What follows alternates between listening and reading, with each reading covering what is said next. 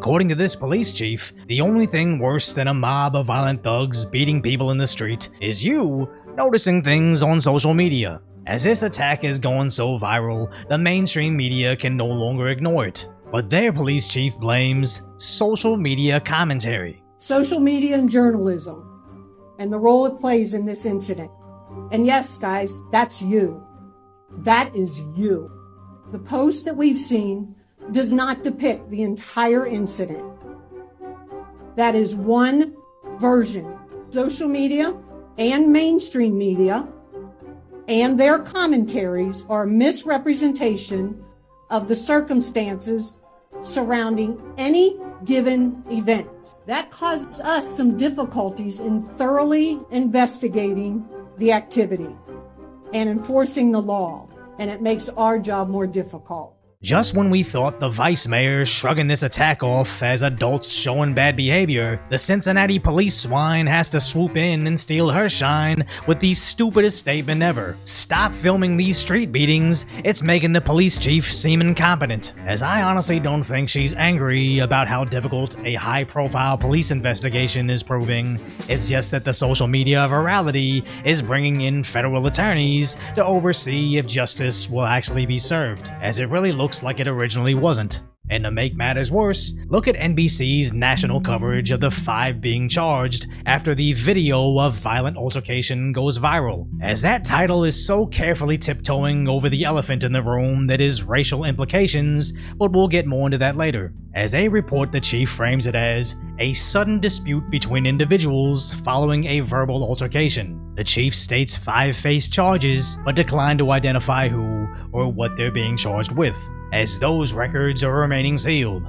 She's literally downplaying every aspect of this crime while amplifying how damaging it is that social media showed you it, as she then goes into blaming alcohol for the altercation, and then the 100 plus people there where only one person called them, which is unacceptable. Basically blaming everyone at the scene, including telephones and beverages, except the mob of violent thugs attacking people. As one, it's kinda difficult to dial 911 while unconscious on the floor. 2, I don't think the people squealing in delight at seeing this attack could be relied upon for reporting crimes, and more importantly, by the way the chief is currently reacting, I have zero confidence that a call for police would be helping anybody, as this police chief has a history of issues with white men in Cincinnati, with her own officers suing her over allegedly preferring to give promotions to minorities or women, where in a majority male field, the simple math seems to prove their claims. But remember, in the story about Cincinnati police versus Kentucky police, their lieutenants didn't seem too competent. So maybe it was more of a skill issue than an affirmative action issue, but whenever you have top-to-bottom problems within a quasi-military organization, oftentimes it's the leader causing all of it. Not to say the media isn't also to blame, as NBC News goes on to state the man that got beaten threw the first punch, later writing that 2 other dudes were attacked too, with the woman defending him being knocked unconscious by someone in the crowd, but then blaming Elon Musk and high-profile right-wing accounts for framing it as an assault by a black mob on a white couple, mere sentences after they explained exactly that.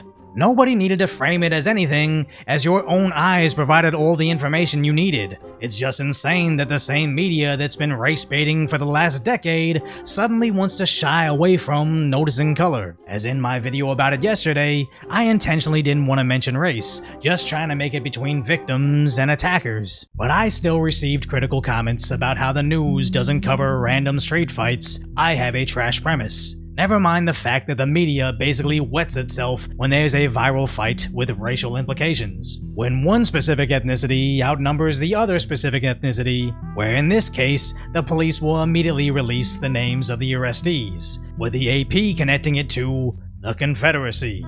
So yes, the news loves covering viral street fights, as that's just one of the many examples of this, which leads their readers to leave comments like this, thinking young black men are being lynched all over the US, and it never makes the news. Yes, all the not making the news of even the hoaxes of this. They get so ignored they even make Netflix documentaries about it 6 years later. or the non-stop coverage of the pull tab found in a garage that even with no findings, the news still classified it as a noose. It's almost like we collectively don't want coverage of crimes that would cause racial tensions in the country.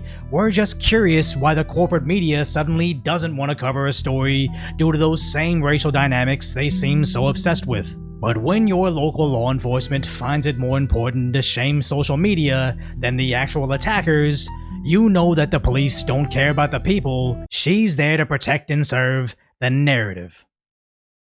So if you appreciate my concise, lighthearted commentary on the tragic status that is today's reality, subscribe to Decoy Voice.